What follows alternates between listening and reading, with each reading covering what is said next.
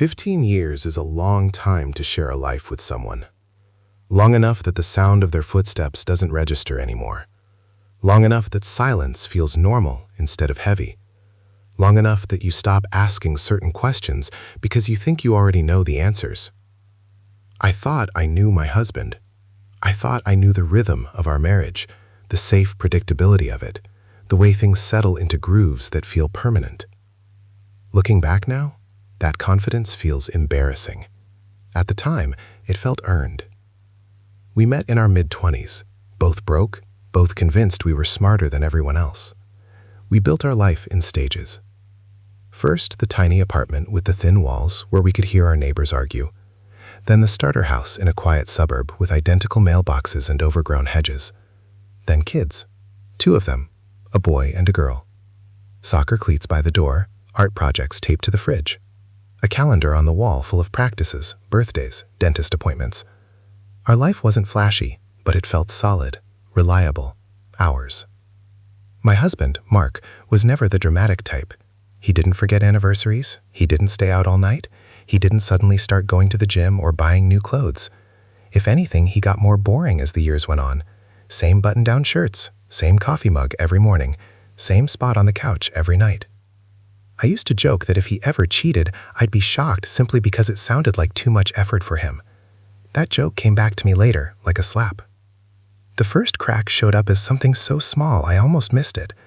Mark started taking his phone into the bathroom. Not every time, just enough that I noticed. We'd be watching TV, commercials on, and he'd stand up, phone already in his hand, and say he needed to use the restroom. I told myself it was nothing. Everyone scrolls these days. Everyone needs privacy sometimes. I didn't want to be that wife, the paranoid one looking for shadows. But then there were the late nights. Again, not dramatic. He didn't announce them. He'd just say he had to finish something for work. He'd sit at the dining table with his laptop while I went to bed. Sometimes I'd wake up at 2 in the morning and the light would still be on. Sometimes it wouldn't. When I asked, he always had an answer. A project deadline, a client issue, a coworker who dropped the ball.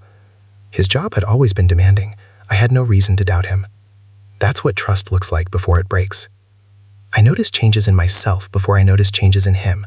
I became more tired, more irritable. I felt like I was carrying something invisible, a low-grade anxiety that never fully shut off. I started replaying conversations in my head, wondering if I'd imagined a distance between us. When he kissed me goodbye in the morning, it felt shorter. When we had sex, it felt less connected, more like something we were checking off a list. I blamed hormones, stress, the chaos of raising teenagers, anything but the thing I didn't want to think about. The night everything truly started unraveling wasn't dramatic either.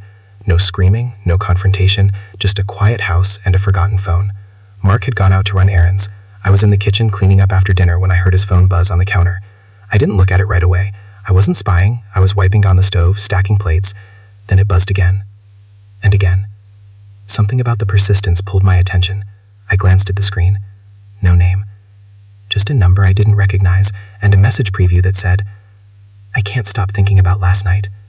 My chest tightened in a way that felt physical, like someone had pressed a hand against my sternum. I stood there staring at those words, my brain scrambling to come up with explanations that wouldn't destroy my life. Maybe it was a coworker venting about work. Maybe it was a wrong number. Maybe last night meant a meeting. I didn't pick up the phone. I didn't unlock it. I just stood there until my hands started shaking and I had to sit down. When Mark came home, I acted normal. That's the part that surprises people when I tell them this. They assume I exploded, that I confronted him immediately. I didn't. I asked him if he wanted anything to eat. I listened while he talked about traffic. I watched him move through our kitchen like he always had, completely unaware that something fundamental had shifted. Or maybe he was aware and just better at pretending than I was. That night, I barely slept. Every time I closed my eyes, those words floated back. I can't stop thinking about last night. They repeated on a loop until they felt burned into my brain. In the morning, Mark left his phone on the nightstand when he went to shower. I stared at it for a long time before I picked it up. I told myself I was crossing a line. I told myself I was invading his privacy.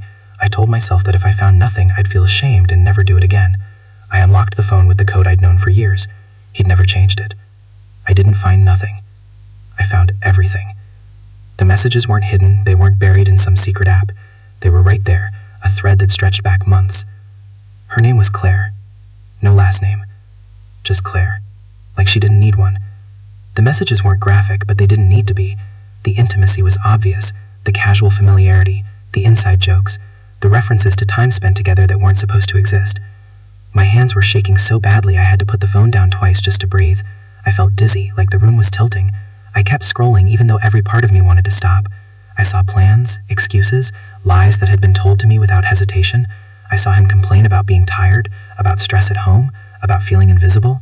I saw him describe parts of our life like they were inconveniences instead of the foundation we'd built together. When I heard the shower turn off, I put the phone back exactly where it had been. I sat on the edge of the bed, staring at the wall, trying to pull myself together.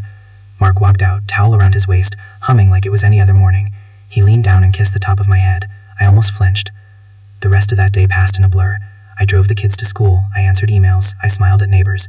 Inside, something was screaming nonstop. By the time Mark came home that evening, I decided I couldn't hold it in anymore. I didn't want to play detective, I didn't want to collect more evidence. I wanted the truth, or at least whatever version of it he was willing to give me.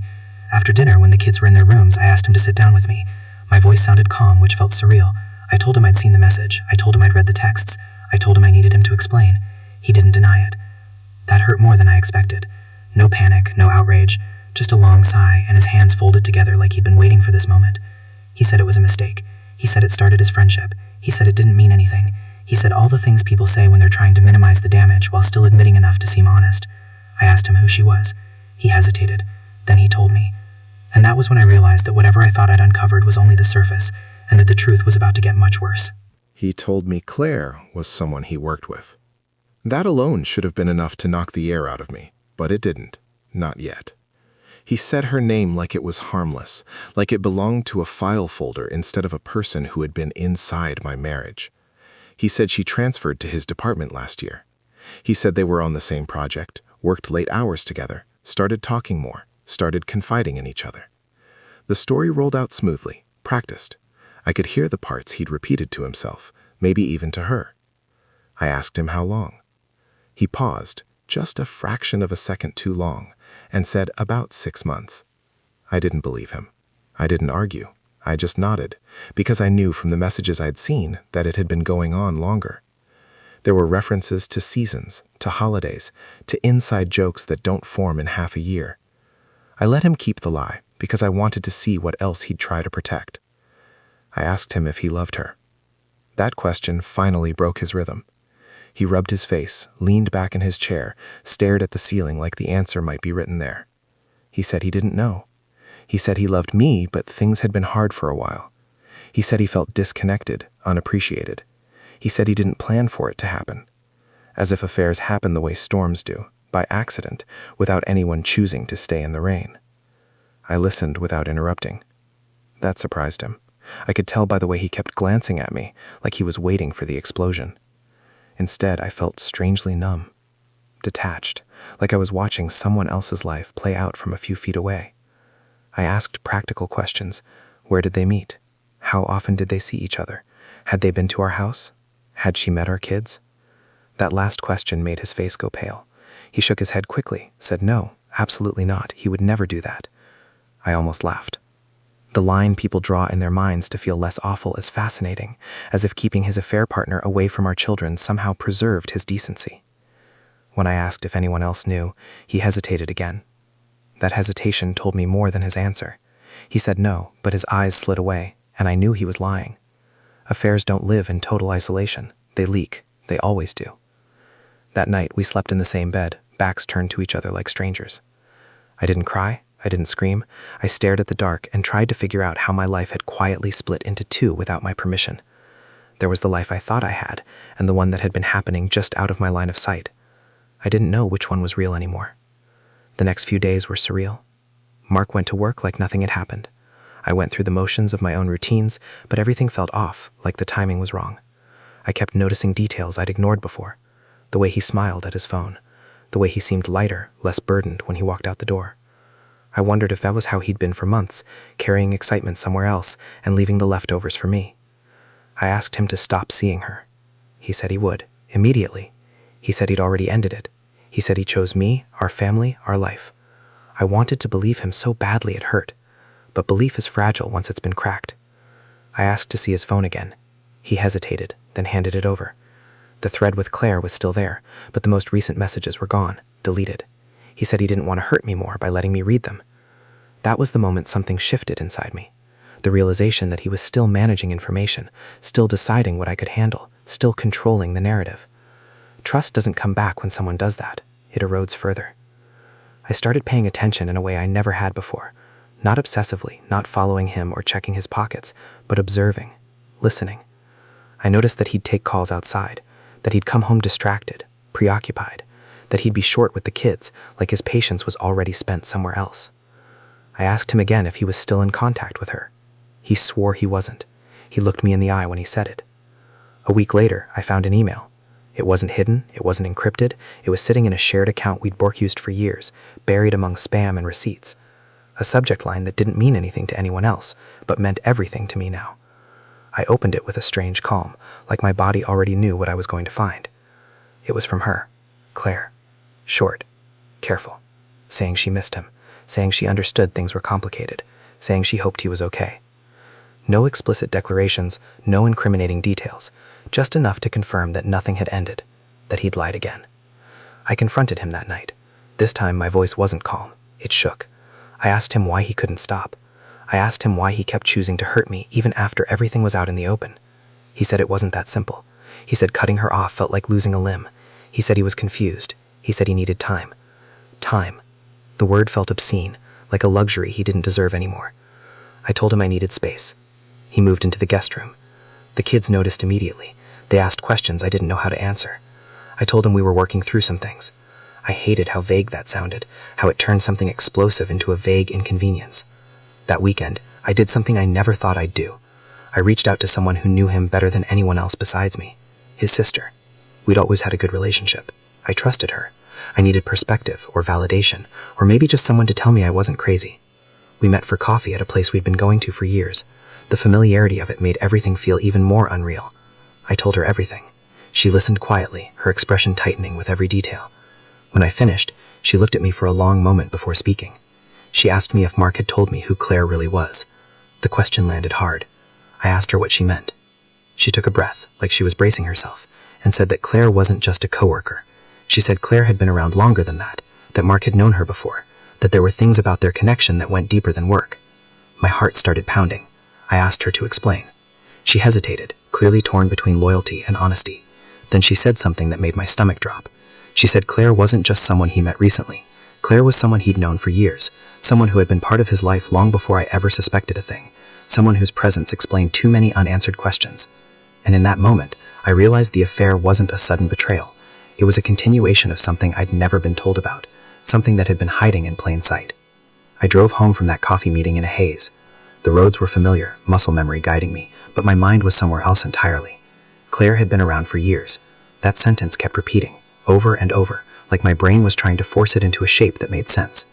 15 years of marriage. 15 years of shared holidays, funerals, births, late-night talks, arguments, reconciliations. And somewhere inside all of that, there was a person I didn't know about. Or worse, a person I knew but never really saw. When I walked into the house, Mark was in the kitchen, loading the dishwasher. He looked up and smiled, like we were just two people navigating a rough patch, like the ground hadn't already given way beneath my feet. I stood there watching him, noticing how normal he looked, how easy it was for him to move through our life while mine felt like it was unraveling thread by thread. I asked him to sit down. Again. That request had started to feel like a trigger word between us. He tensed immediately, shoulders tightening, but he sat. I didn't ease into it. I didn't soften my tone. I asked him how long he'd known Claire. He frowned, confused, or pretending to be. He said he'd already told me, that she started at his company last year. I shook my head. I told him I'd talked to his sister. I watched his face change in real time. The color drained. His mouth opened, then closed. That was the moment I knew I'd finally hit something real. He didn't answer right away. He stared at the table like it had personally betrayed him. Then he said her name quietly, like saying it louder might make things worse. He admitted they'd met years ago, before we were married, before we even lived together. They'd dated briefly, casually. Nothing serious, he said. It hadn't worked out. They'd gone their separate ways. Life moved on. I asked him why he'd never mentioned her. He shrugged. A defensive, dismissive gesture that made my hands curl into fists. He said it didn't matter. It was ancient history. He said everyone has a past. I told him this wasn't a past. This was a present he'd been hiding. That's when the truth started coming out in pieces, like he was rationing it, hoping I'd get overwhelmed and stop asking questions. Claire hadn't just reappeared at his company by coincidence. She'd reached out when she heard he worked there. Or maybe he'd reached out first. The story shifted depending on how I phrased the question. What didn't shift was the fact that when she came back into his orbit, he welcomed it. They started with coffee, catching up, talking about old times, about the roads their lives had taken. He said it felt familiar, comfortable, easy. I asked him if he'd ever told her about me, about our kids. He said yes, of course. He said she knew he was married, as if that made it better. I asked him if he'd ever stopped loving her. The silence stretched so long it felt like an answer in itself. He finally said he didn't know if he'd ever really closed that door. He said some connections don't disappear, they just go quiet. I stared at him, trying to reconcile this man with the one I thought I'd married, trying to understand how you can build a life with someone while leaving emotional doors unlocked behind you. He admitted that when things got hard between us, when we argued or drifted or got caught up in parenting and schedules, Claire felt like an escape, someone who remembered him as someone else, someone without responsibilities, someone who made him feel wanted without asking for anything in return. Hearing him say that out loud felt like being skinned alive, because I remembered those hard times too. I remembered feeling lonely. I remembered wanting more. I just never looked outside our marriage to find it. I asked him if he ever planned to tell me. He said no, not unless I found out. The honesty of that answer hurt more than any lie he'd told so far. That night, I didn't sleep at all. I lay in bed staring at the ceiling, listening to the house settle, listening to Mark move around in the guest room. Every memory I had started to feel unstable. Vacations we'd taken when he claimed he was stressed at work. Nights he said he needed space. Moments when I felt him pull away and blamed myself. I wondered how many of those moments had been shared with her instead of me. Over the next few days, more details surfaced. Sometimes because I asked. Sometimes because he slipped up. Claire had been to places we went as a family. Restaurants we loved. A bar downtown we used to visit before kids. He said it was coincidence. I said coincidence doesn't repeat itself that many times. He admitted they talked about a future together. In vague terms. Hypothetical ones. The kind that let you fantasize without committing. Still, the damage was done. He'd allowed himself to imagine a life that didn't include me. The kids started to feel the tension even more. My son asked me one night why Dad was sleeping in the other room. My daughter stopped talking as much at dinner, eyes darting between us like she was waiting for something to explode. I felt like I was failing them just by existing in this limbo. I didn't know whether I was staying or leaving. I didn't know what story I was going to tell them when the truth eventually came out. I suggested counseling. Mark agreed too quickly, like he was relieved to have a step to point to. We went to one session, then another. He cried in front of a stranger in a way I hadn't seen him cry in years. He said he was sorry. He said he was broken. He said he didn't want to lose his family. The therapist talked about rebuilding trust, about transparency, about commitment. I nodded along, but inside I felt hollow, because rebuilding implies something fell apart accidentally. This hadn't been an accident. It had been a series of choices. One afternoon, while Mark was at work, I did something that still feels surreal. I looked up Claire. Not obsessively, not spiraling, just a name in a search bar. She wasn't hard to find. She lived nearby, closer than I expected. Her social media was public. Photos of her smiling, traveling, living a life that looked uncomplicated. There were pictures from places I recognized. A familiar street, a familiar park. My hands started shaking again. Then I saw it. A photo from years ago. A group shot at a party. And there, standing just a few feet away from her, was Mark. Younger, thinner. His arm not around her, but close enough to suggest something. The timestamp predated our wedding by a few months. The caption was vague, but the implication was clear. They hadn't just dated casually. They'd overlapped with us. When Mark came home, I showed him the photo. I didn't say anything. I just held my phone out and watched his face. He closed his eyes. He knew he was out of places to hide. He admitted that he'd seen Claire a few times after we were engaged. That he told himself it didn't count because they weren't serious. That he'd compartmentalized it, shoved it into a mental box labeled before, even though it bled into our beginning. I felt sick. Our foundation wasn't just cracked. It had been compromised from the start. I asked him why he married me if he still had feelings for someone else. He said he loved me. He said he chose me. He said he thought those feelings would fade. I asked him if he regretted choosing me. He didn't answer right away. That pause told me everything I needed to know. By the time I went to bed that night, I understood something with brutal clarity. This wasn't about one affair. It wasn't about a moment of weakness. It was about a pattern of avoidance, of emotional dishonesty, of choosing comfort over courage. I didn't know yet what I was going to do, but I knew I couldn't unknow what I now knew. And the worst part was realizing that the man I trusted for 15 years hadn't just betrayed me once. He'd built our entire marriage on a truth that was incomplete from the very beginning. By the time I reached the final stretch of this story, I wasn't angry in the way people expect. I wasn't throwing things or screaming or fantasizing about revenge. I was tired. A bone-deep exhaustion that came from carrying truths I never asked to hold.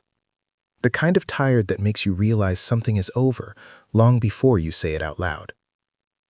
After that last conversation, the one where Mark admitted our beginning wasn't as clean as I'd believed, something in me shut down. Not dramatically, not with tears, just quietly. I stopped asking questions. I stopped checking his phone. I stopped replaying scenarios in my head.